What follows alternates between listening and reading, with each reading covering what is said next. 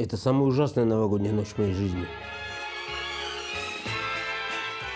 Это говно, а не армия. Мне стыдно в такой армии воевать.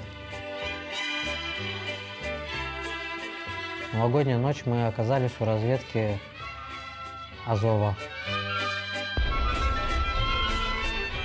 Дали по шоколадке, мандаринки каждому дали.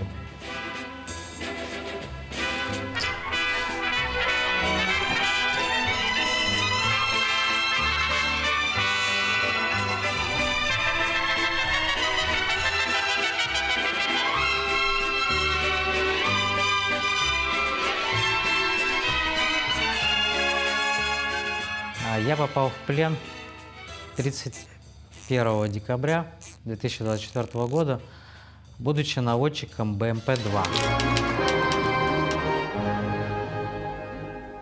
Мы только с фенольного завода выехали, уже обстрел по нам, то есть начался. Там я не знаю, что летело, но летело что-то там серьезно.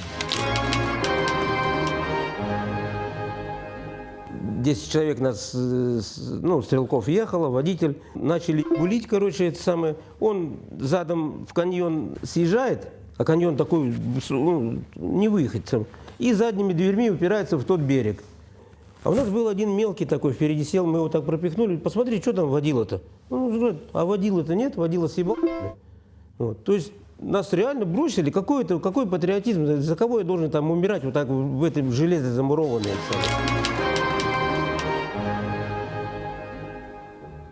Машину уничтожили, попали под такой сильный артобстрел. Это был не миномет, это было что-то украинской разработкой. Я просто увидел в тримплекса, как между ребристом и орудием было красное пламя, после чего орудие просто-напросто чуть ли не высыпалось вовнутрь. Какие-то машины подорвали, то есть какие-то там на ТМ-ку наехали, я не понял, ну что. Ну, суть в том, что, короче, я помню, передо мной ехали, машина одна встала, потом вторая встала машина, я шел четвертым. И он нас довез на последнем издыхании техники, довез уже вплотную к постройкам. Самый последний вылажу, поднимаю голову, в округе нет никого. Как муравьи все вот так, каждый в свой куст. И кто какую родину защищать, жопу свою спасти. Стали отходить, вылазить. А по правую сторону, прямо от нас, БМП номер 4. А как потом мы узнали, ее просто-напросто закрутило на месте, а она подорвалась на меня. У меня ни рации, ничего нету, рации только у старших были. Я не знаю, я встал, вдух. Я не знаю, куда мне бежать. Ну, там нас стали булить там вовсю, там дроны, мины, там бух, бах, слышно со всех сторон. Автомат схватил, и ничего, ни каску, ничего, и быстрее, ближайший, где вот что увидел, там заборчик какой-то, забегаю в этот дом. По дороге уронил рацию. Пока я тут бегал, рацию искал, все убежали. И в оконцовке мы подбегаем к подвалу, там двое уже.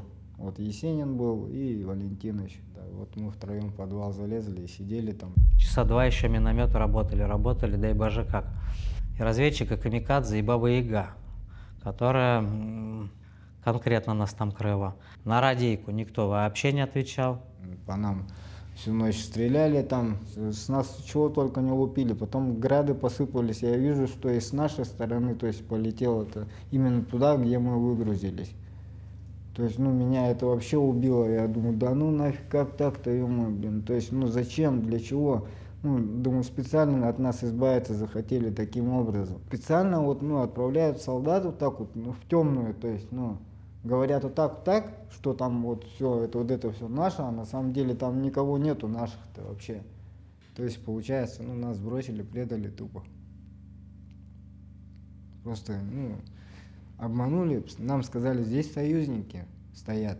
Вот в этих домах вы можете не бояться, там союзники.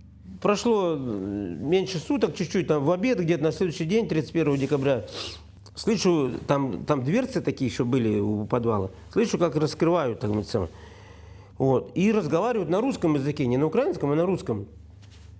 И тут раз, начинают стрелять. Вот. Мы не поняли, думаю, вы, пацаны, что с ума сошли? Ну, думаю, наши там штурмуют, как нам дали задание, все подвалы штурмовать. Вот. Ну, дураки, что ли? И в ответ им тоже стреляли. И тут они потом уже по-украински, типа, выходите, будете, сдавайтесь там, туда-сюда. Короче, кинули мне в глаза две вот эти шумовые, светошумовые гранаты, мне в лицо попали, у меня вот правый глаз там, это самое. Вот. И я говорю, пацаны, следующее будет F1, ну, как минимум. Или там тротил, там, или ТМ-ка, там еще что-то. Я говорю, пацаны, сдаемся. Говорю, следующее, это легко, я зрение ничего не вижу, я чувствую, руки, ноги целые, пацаны, сдаемся. Говорю, жить хотите, сдаемся, потому что, говорю, следующее будет нам пиздец. Автомат был рядом. У меня реально рука не поднялась самого себя пристрелить. Не знаю, была мысль, но не получилось. Ребята еще там сказал один, говорит, я даю слово офицера, что мы вас не убьем, если сдадитесь. Поверили вот этому слову. И все, и мы все трое вышли. Ребята нас в плен взяли, ну и поздравили нас с Новым годом, дали по шоколадке, мандаринки каждому дали. Новогоднюю ночь мы оказались у разведки Азова. Нам дали по мандарине, конфетам. Нам никто не запрещал ни пить, ни курить. Честно, я был малость ошарашен. Это самая ужасная новогодняя ночь в моей жизни. Для пленных, ну, как судя по фильмам и книжкам, да, отношения достойные. Как видите, жил-здоров, целый. Кормят тепло, в тепле. Задания давали относительно пленных, когда вы шли на штурма? Нам давали указания в плен не брать. Такой приказ был. Перед выездом они говорили, увидел гражданского, стреляйте его.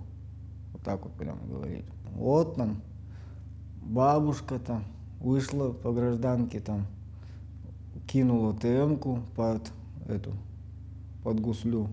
Слышал от гражданских лиц, вот от этих, ну, что-то разговору так зашел, туда-сё, кто-то взял, сказал, ну, сейчас же Россия, типа, хорошо будет. А он говорит, ну, парень там местный, а раньше чем, говорит, хуже было. Что часто хорошего от того, что Россия у вас тут пришла, типа, вот такого? У меня противоречивые очень мысли, потому что я лично встречался с населением Донецка и Луганска. Как-то это у них не совсем то отношение, о котором я думал. То есть там далеко не все считают нас освободителями. Многие конкретно спрашивают, какого хрена вы здесь. То есть, возможно, оно того и не стоило вообще. Ну, я так понял, ты не только ради денег пришел, да? У тебя есть определенная идейная составляющая этого выбора. Странно было бы найти нормального, адекватного человека в любой стране, который был бы хоть немного не патриотом.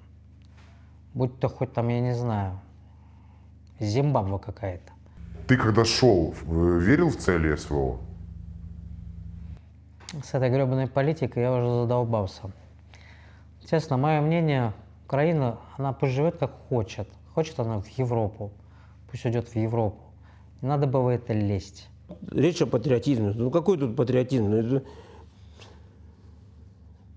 За бабки идут только, а не за патриотизм. По телевидению говорят, что российская армия там улучшает позиции ежедневно чуть ли. Да, если, судя по новостям, мы бы уже до Берлина бы дошли. Вот. И говорят, что вот у украинцев снарядный голод. Нет, здесь никакого снарядного голода. Тут только говорят, что та же Нелеповка, например, что ой, да она наша, там все, там союзники, там Россия. Там 2 месяца мы из подвала голову не могли высунуть, 90 метров до колодца не могли за водой добежать. Как же она наша? Это, пацаны, не ходите, это не война, это вообще, это не надо, это самое. Хотите жить за деньги, заработаете у себя дома на гражданке, это самое. Вот. И я не осознавал, вот пацаны, кто, если хочет подписать, я не знал, куда я шел. Я специально отучился на водителя, на дополнительной категории открыл, чтобы меня взяли, стопудово взяли, чтобы водителем. Я бы сел бы на КамАЗик, там, должностей же много, это военных специальностей всяких. Нет, блядь, я им говорю, я хромые колени, у меня возраст, у меня все. Не ебет, штурмовики нах. Я говорю, ну какой из меня штурмовик? У нас говорят одно, одному деду обещают, к примеру, водителям, другой строителям, третий поваром, а все идут в пехоту по итогу. Нас заводят, закатывают, и насрать всем, никому нет дела до того, когда мы вернемся, как мы вернемся, в каких условиях. Я 2 месяца с больными коленями на бетоне на строй земле спал, да? И то есть ни отпусков, ничего вообще не дают. Ну, у нас, по крайней мере, по 2, по 3 года, кто в отпуск там не ездил, пацаны рассказывают. Там командиры бьют, издеваются над солдатами, обнуляют, конкретно убивают. За деньги забирают. Человек после госпиталя с выплатами. Они его обнулили, что деньги забрали, пойдили, закопали. Человек в оконцовке числится без вести пропавшим. Это говно, а не армия. Мне стыдно в такой армии воевать. То есть там людей все посылают, билет в один конец называется. Никто тебя обратно не ждет. И я знаю, я видел лица российских, ну, наших пацанов, моих товарищей, так сказать, да, вот это самое, все вот так вот, что завтра, что когда, сегодня, что когда, что закатываем. И когда меня в плен взяли, я видел лица ваших парней. Они защищают свою землю. Они, ну, я не знаю, там даже с улыбкой, ну, короче, они действительно борются. А мы все идем, трясемся, и многие жаждут еще ближе к нулю затрехсотиться, потому что тебя никто не будет эвакуировать. Я не пойму, почему так. Может, они уничтожают российский народ таким образом.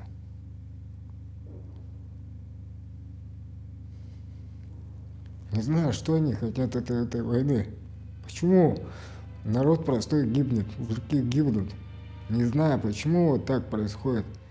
Он не хочет воевать, его все равно поймали, привезли в военкомат, наглый контракт подписали, все, поехал. Есть сколько их таких ребят, они убегают, их ловят, опять сюда отправляют. Ну что, зачем? Если кто-то думает, что там деньги он получит и все остальное, лично знаю огромное количество примеров, когда эти деньги либо не доходили, либо пропадали не пойми в каком направлении. Но тех, которые гробовые за смерть ваших родных, таких случаев уйма, они просто не приходят. Даже при подписании контракта обещают одни деньги, то есть их не выплачивают. У нас парень погиб вот здесь, тоже поехал, он тоже мехвод. В оконцовке ему ни одной выплаты, ни рубля не выплатили. Мы получали зарплату, мы ему всегда помогали, скидывались там, вот, держи, так как ему зарплаты, ничего не было. Ни региональных выплат, там, ни федеральных выплат, ничего не было. То есть в оконцовке он поехал в бой и погиб, так и ни выплат, ничего не было ему. То есть и в оконцовке сейчас он без вести пропавшим числится. Ну вот, так. Хочешь, чтобы тебя обменяли? Очень хочу. У меня одна единственная дочь, я ей нужен. А не боишься, что тебя снова сюда отправят? Я больше не пойду. Я там что угодно сделаю, там себе там, не знаю, внешность изменю. Сейчас это в современное время возможность. Я нужен дочери, а не здесь. Вот это самое, там, вот убивать кого-то, чего-то там.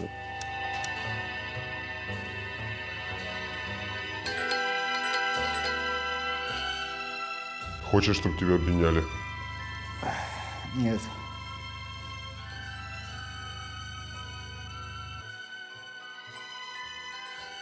Вот это вот все вот вижу, да, что происходит в России, это ненормально. То есть это ваше. Я и всегда считал, то, что в чем мы лезем туда. Ну хотите вы живите как хотите, вот честно, откровенно. Но все равно я сюда полез, да, полез.